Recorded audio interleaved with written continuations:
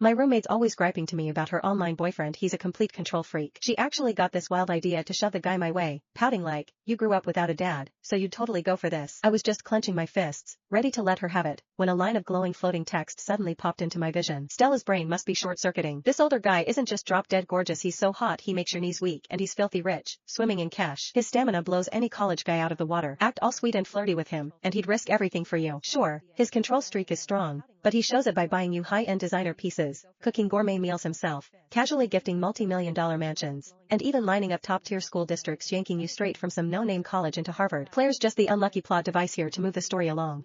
The second the big shot realizes the soul on the other end of the chat has switched, he'll lose it, track Stella down, and the forced love drama will explode. My hand, frozen in midair, dropped right then, and I gently patted my roommate's cheek instead. Thanks a ton. I'll definitely treasure this freebie romance. The little bit of cash doesn't matter. What matters is I've dreamed of Harvard since I was little. The moment I took over Stella's social account, I flipped every password. The second I logged in, I got buried under a tsunami of unread messages. Where'd you disappear to? Why no reply? Skipping class and fooling around again? Your location still shows the dorm. Answer the phone now. The last one was from 2 hours ago. I booked my flight back to the States. Before we meet, you'd better have an excuse that actually convinces me. I held my breath and scrolled through the old chats fast. It was exactly like Stella had complained. This mature guy who lives overseas long-term grilled her every time about where she was, what she ate, how her studies were going.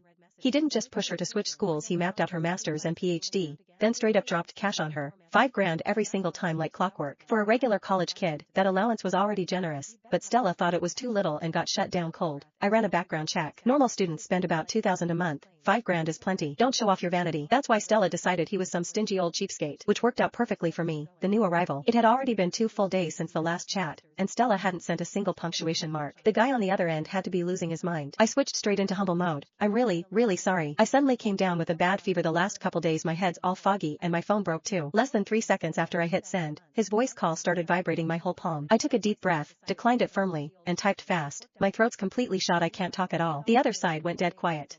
A moment later, a transfer window popped up, exactly $100,000. Not happy with the last allowance? Throwing a tantrum? I stared at all those zeros, hands shaking as I double-checked. This was $100,000 in cash, and he just tossed it over like it was pocket change? Who the heck called him stingy? This guy's the real god of fortune. I fought the urge and didn't accept it, replying carefully, "I'm not after your money." The older man on the other end gave a cold snort. "Then what exactly do you want?" I stared hard at the screen, heart hammering in my throat. I don't want to waste any more time in this crappy school. The second that message went through, the other side went completely silent. Right then, that weird floating pop-up text jumped out again. Claire's appetite is huge. She's barely made any progress and already wants to be a pampered little bird in a cage. Too bad the male lead hates gold-digging idiots the most. He likes ambitious souls. Just wait till he blocks you. My heart skipped. Palm sweaty, I quickly added, "You misunderstood. I mean, I want to drop out and retake the SAT. Can you help me out?" The seconds ticked by while I